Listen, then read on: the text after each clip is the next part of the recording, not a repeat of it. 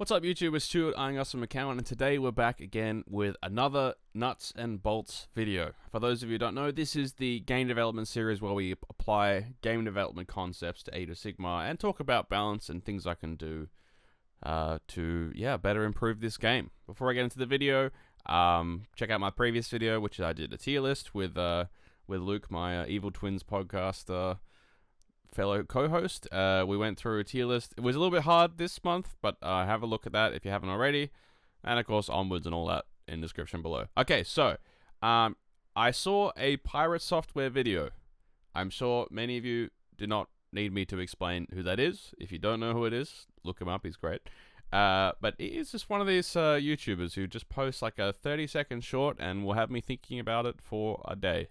You know, that kind of thing. So one of the concepts he spoke about in one of his shorts I was watching in terms of how Blizzard balanced World of Warcraft was this idea of the golden triangle.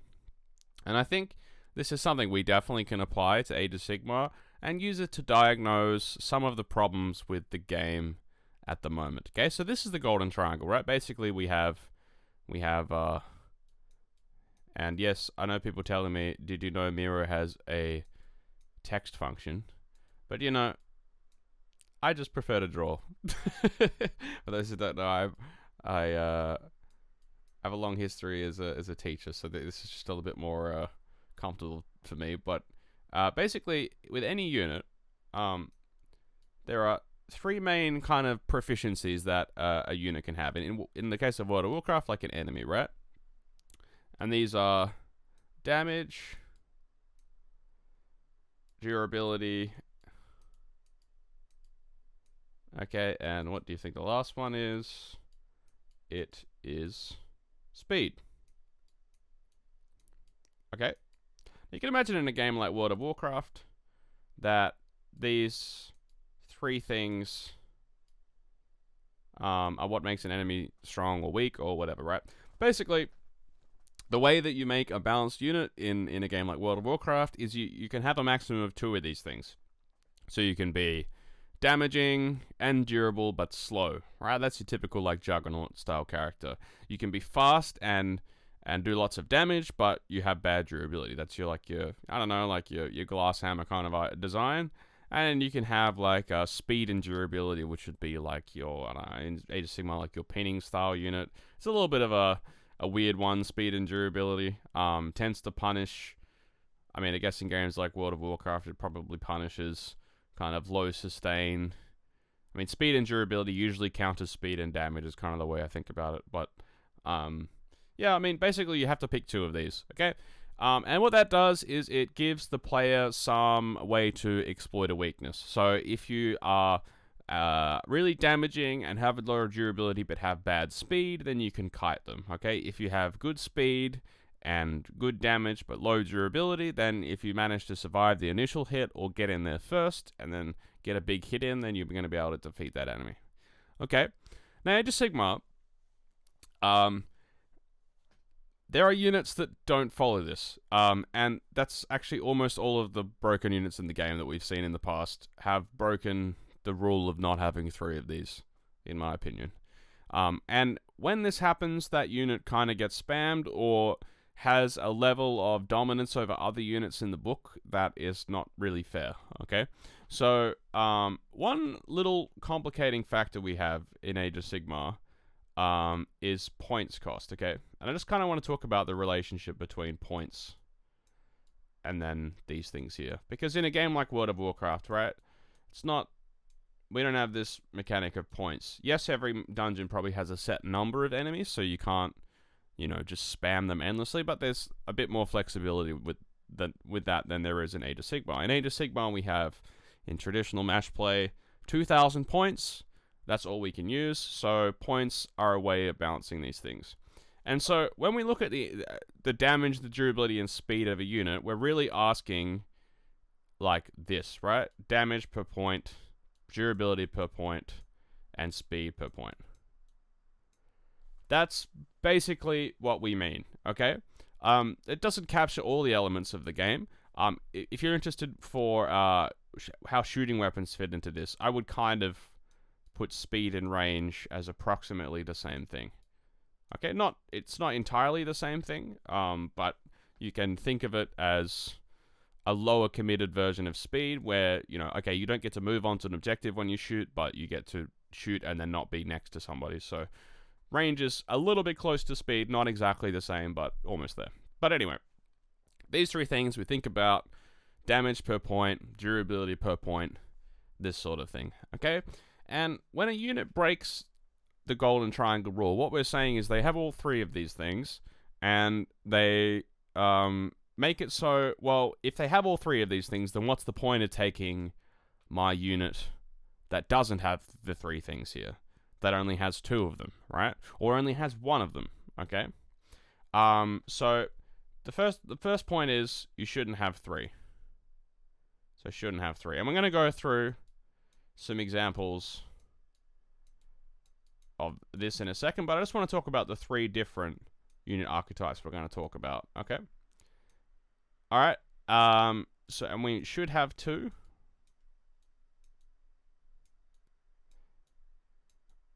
Okay, and we also shouldn't have one. Okay, and this is often the source of what makes weak armies bad. Is only having one of these in a lot of your war scrolls is what's going to make the army feel weak. Okay, I apologize for my handwriting, but we're just going to have to deal with this because this is my style. Okay, so let's talk about, first of all, some good examples. Okay, we're gonna go through some good examples, and then we'll talk about some bad examples either way. Okay, so let's talk about, first of all, speed and durability. Okay, speed and durability. So this is something that has fast enough way to get in, and then durability enough to go in and then tank a while. Okay? You can think about this as a mobile anvil or a pinning unit. Okay? And what has always been the absolute peak of game design for this is, of course, Chaos Knights. Okay? Because this unit is always been flawed, but always good. Because it has two of these things, and it doesn't have the other one. Okay? So the damage here is not there for 250 points. I wanted to say that's the first thing, okay? It's just not. It's not as good as the other options in the book for 250 points. Like, you compare this to, you compare 5 Chosen to 5 Chaos Knights, right? The Chosen just do more damage in every way. Even on the charge, the Chaos Knights still do less damage. So that is an aspect where the Chaos Knights suffer. And if they're not on the charge, they get mega punished and do no damage. And suddenly they become like one of the lowest damage per point units in the book. Okay? But what you have as a compensating for this is you have 20 wounds for 250 on 3-up save, which is exceptional, and relatively high speed. Okay? I say relatively because they're only 10-inch move.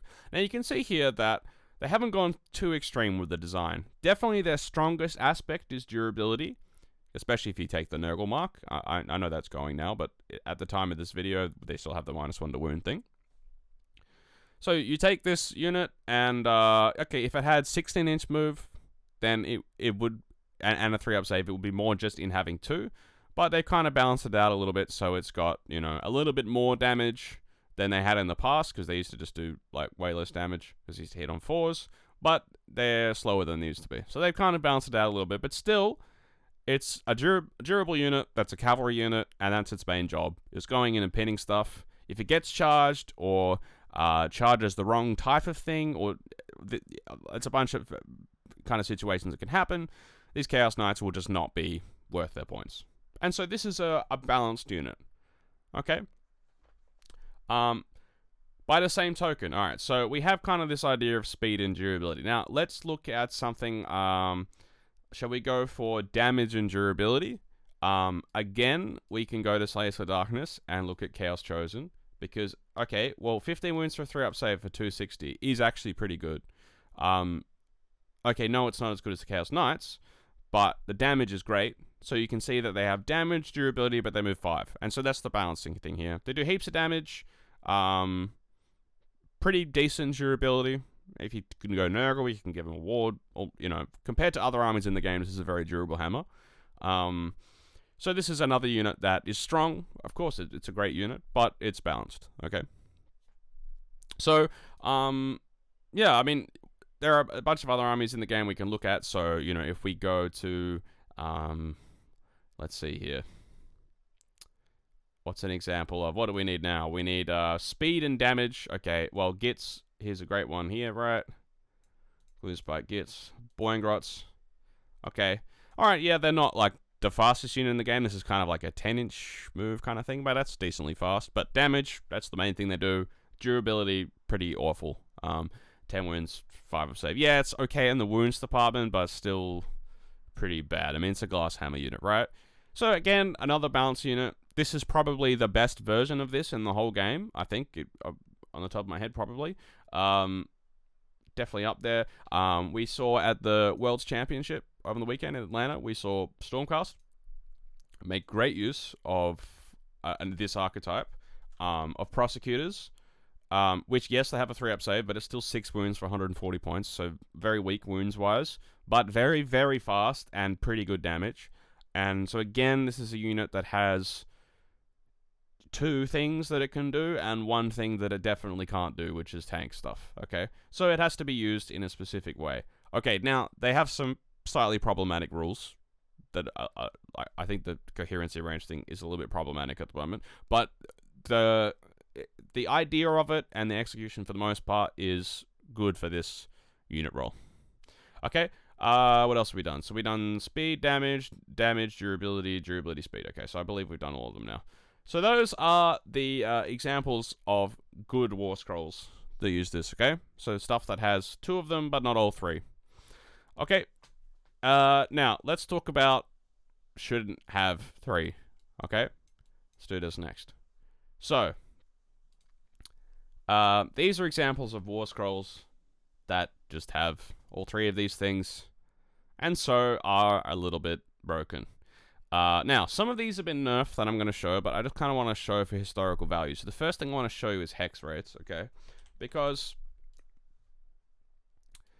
this is one of the most problematic ones. Now, it's been slightly nerfed. It's gone up a lot in points. It used to be 160. And for 160, the damage was very good. Like, other armies would be perfectly happy for this for 160, like doing mortal wounds on the charge, applying -1 save, and doing, like, a decent amount of these sorts of attacks, where you could have 3 attacks each with the buffs, and then you could be, like, 3s and 3s with charge +1 damage, auto wound, rend 2. Like, this is good damage, considering you can just move in and out of combat, or you can charge in combat. At that time, you could literally retreat and charge, but now I understand that's a bit more complicated. But in any case, this is an example of a unit that had all 3. It had damage, it had durability, it had speed, so there wasn't really, like, any reason that this unit was bad. Like, at the time, it had control score 2 as well. There was just no reason that it wasn't just insanely broken. Like, if you have all 3, it just removes, like, a lot of the choices out of the book, because it's like, well, I could take another unit, but I'd be better off taking Hex Rays. In Nighthorn's case, you just had literally, like, 3 units that had this problem. Like, Hex Rays, Blade Guys, and Harridans all had all 3. So you can see how problematic this book was, this index was when it first came out, that you have 3 units that are breaking this golden triangle rule, right? And what it means is they have no weaknesses, okay? If your army is durable, damaging, and fast, it doesn't have any weaknesses, which means it's broken, okay? Another example, a current example, okay, if we go back to Stormcast, because yes, it's an army that needs nerfs, is the following. Now, you guys have heard me get on my soapbox about this unit, but finally, since it's won something, and we see it being played everywhere, this is a problematic unit. Vanguard Paladins with Star Strike Javelins. The Hand Axe ones are less problematic in my mind, because they're more expensive, and they're just a bit worse overall. But still both problematic. So, first of all, one of the fastest units in the whole game. Like, actually, probably the fastest unit in the whole game, aside from Foxes, probably. It's the fastest cavalry, off the top of my head. Correct me if I'm wrong on that. And damage is great.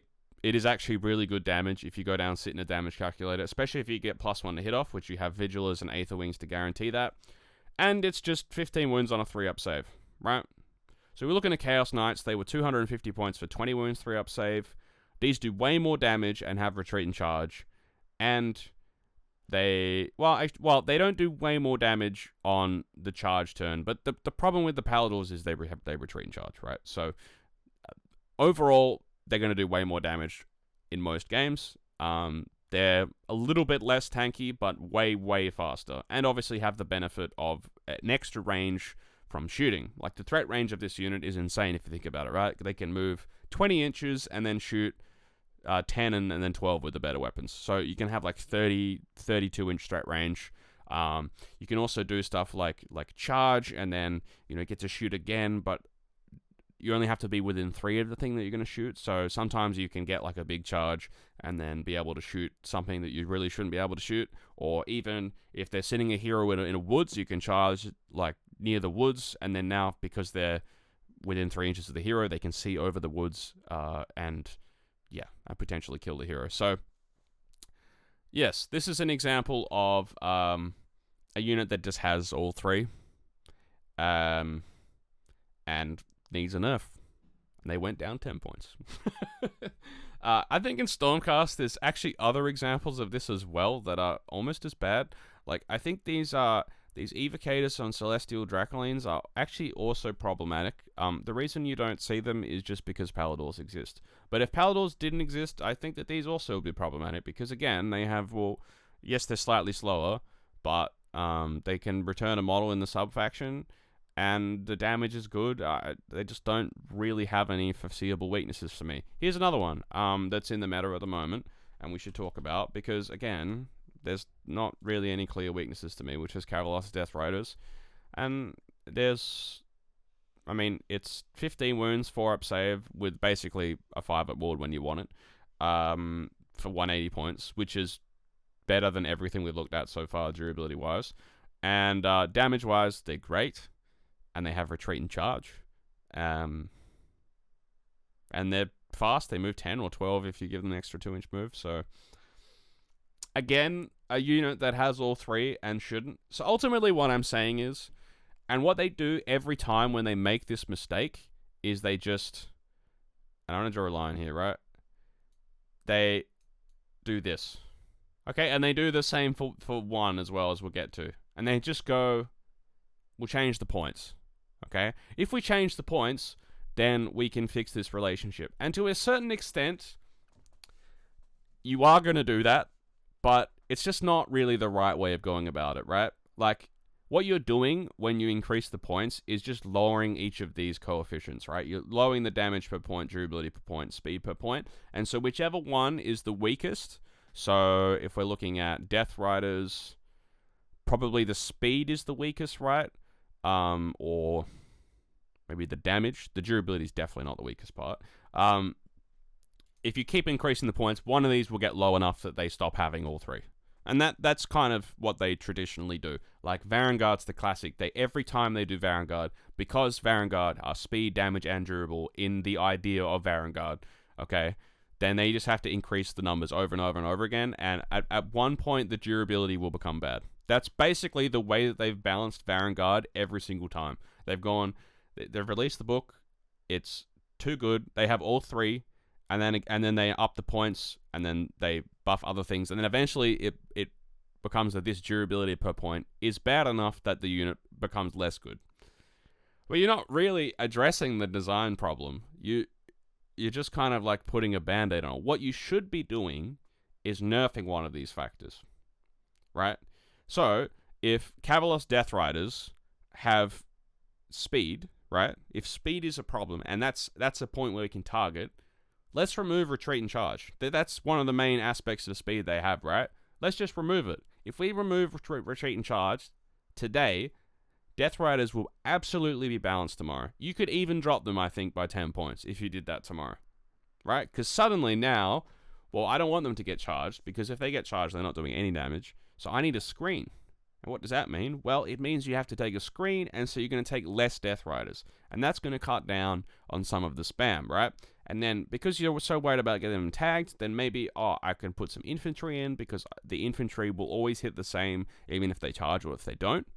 And so this is where the balance starts to come in, right? Where if you nerf one of these things, then the role that the unit should occupy becomes more clear, which in case of Death Riders is, if they don't have retreat and charge, let's put them on the sides to take the flanks, be like a skirmishing unit, but this shouldn't be the main unit that sits in the midboard. That should be the infantry, okay? So you need to be able to look at this relationship and target the key one that you want to nerf, and then nerf that. Not just nerf the overall points so that eventually it kind of works out, because I feel like you're just kind of stabbing in the dark at that point. Like, you're just hoping it works out, because it might not. You might just make the unit completely unplayable if you get it to a point where, if, for example, if you have all three that are... So imagine you have all three that are equally good, all right? This doesn't really exist, but let's just say hypothetical.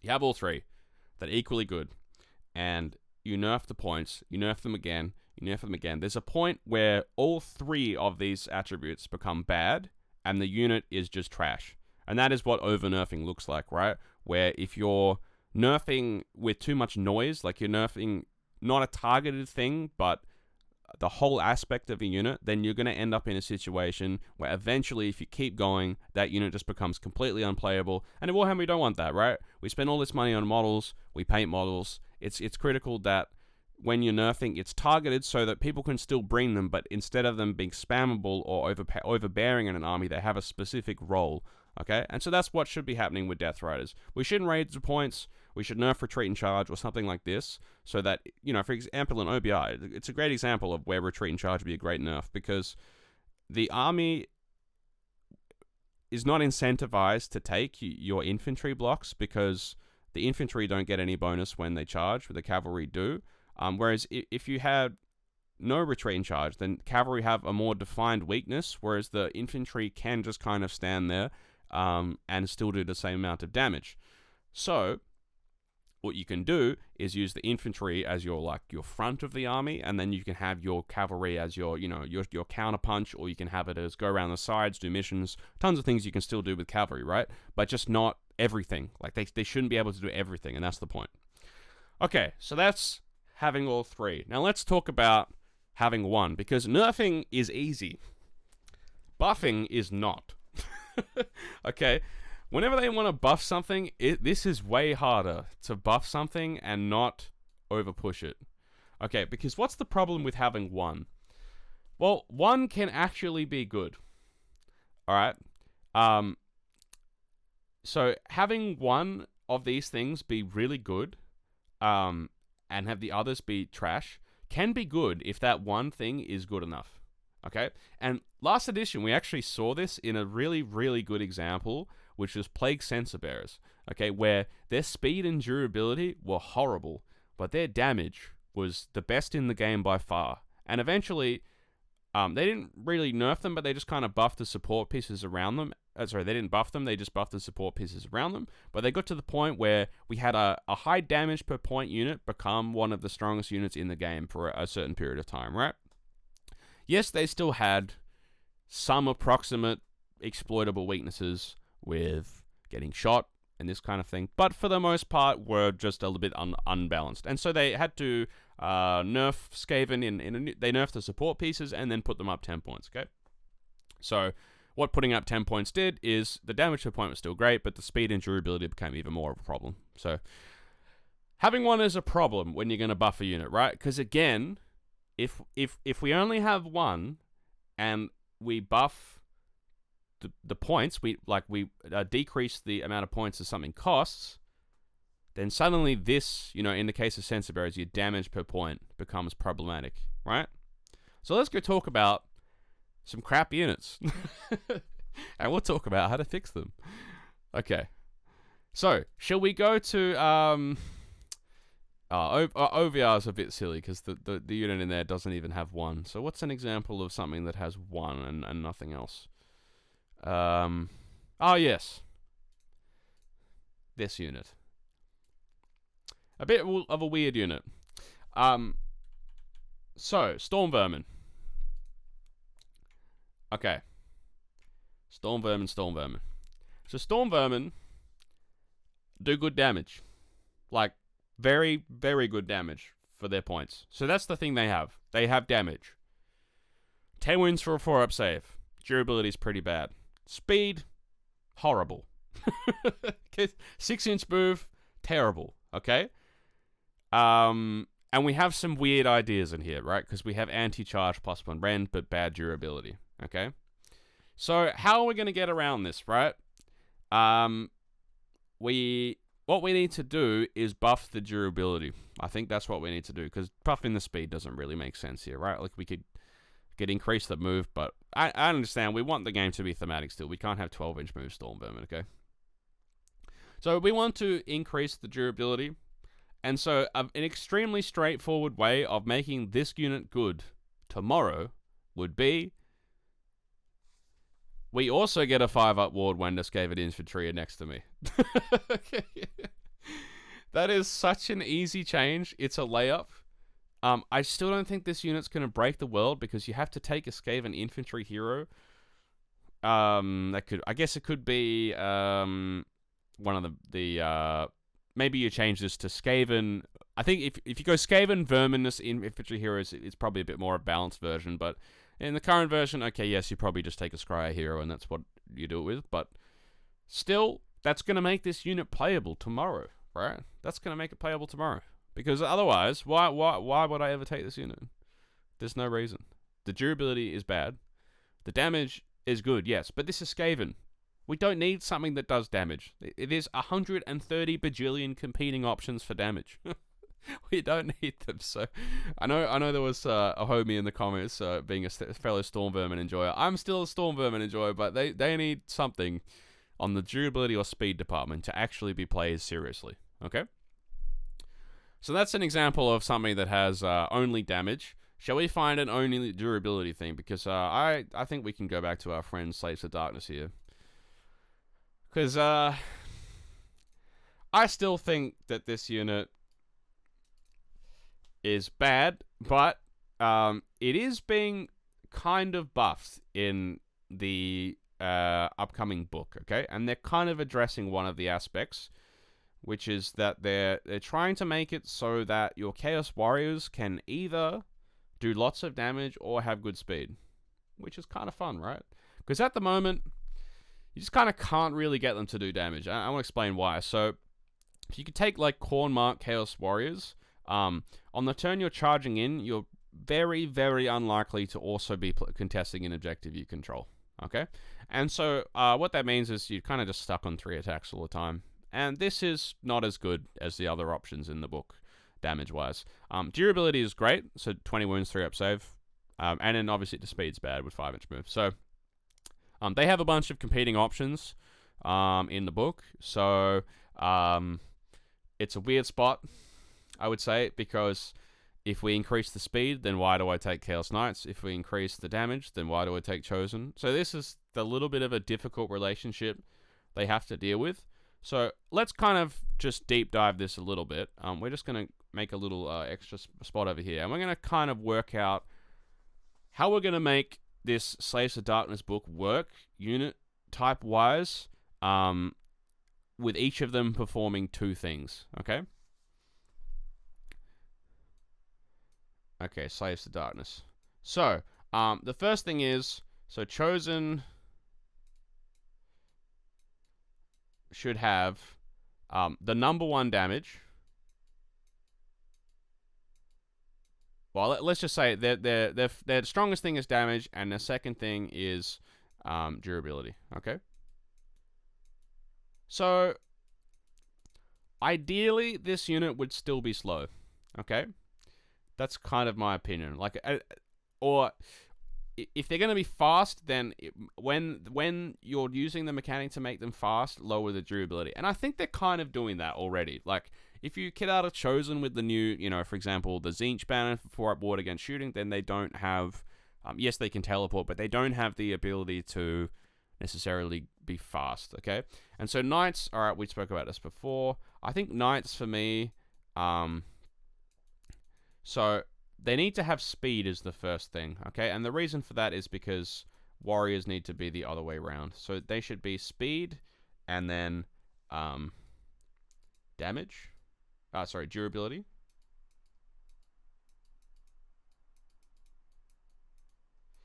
And then warriors should be durability, of course. That should be number 1. And then I think we can say maybe damage second, right?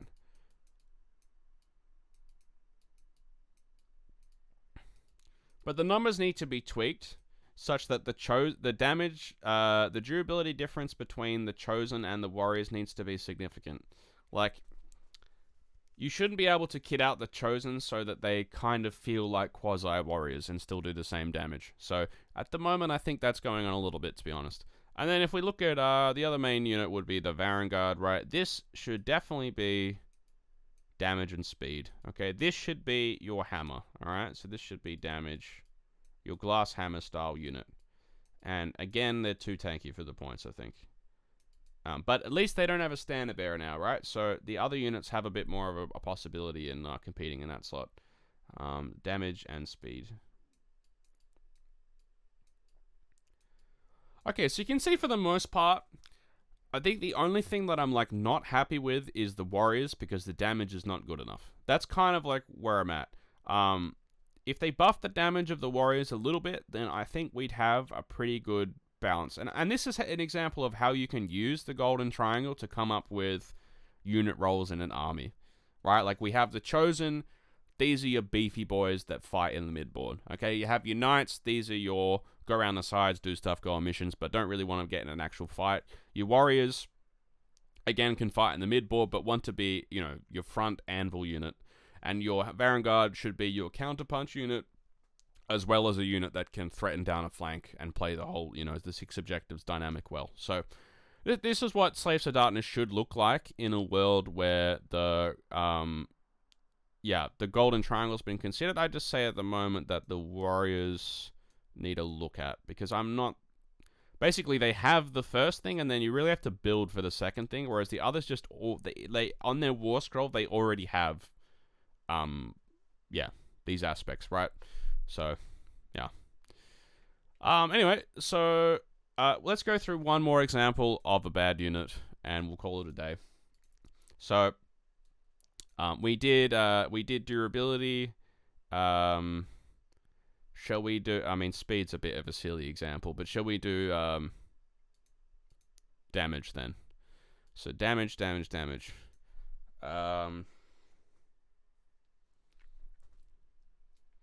I mean, there is a slaves unit I could go to, but let me think about another army here.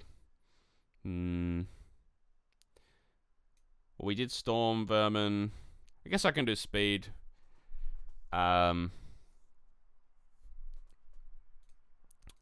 So I think one that comes for speed for me is I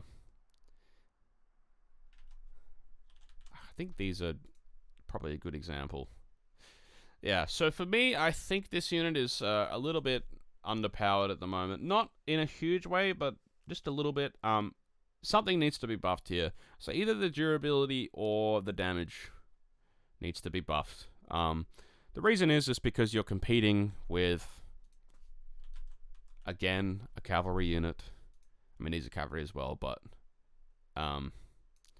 yeah, the Raptidon charges, which have better durability, almost the same speed, and more damage. So, something needs to move here. So I think the damage needs to move. These are not supposed to be tanky. They're fast enough already. Let's move the damage, okay? I think just give them +1 attack. That's fine. I honestly think that's all you need to do. Just give them another attack here, and that's like just 4 attacks here. Or you can make this some kind of anti-something rend if you want to do like a soft touch, right? And that's an example of a really just easy fix. Don't mess with the points, right? We don't want to make this unit tanky, okay? I don't want to go this to 80 points and then suddenly this is your bargain bin basement, do stuff on the side and also be tanky kind of unit. I don't want that, all right? It should be a shock cavalry unit that does more damage than the chargers, but is comparatively less tanky. That should be what this unit does. Okay? So I hope you enjoyed this Golden Triangle video. Shout out again to Pirate Software for getting me on it. And I will see you next time in the next edition of Nuts and Bolts. Thank you.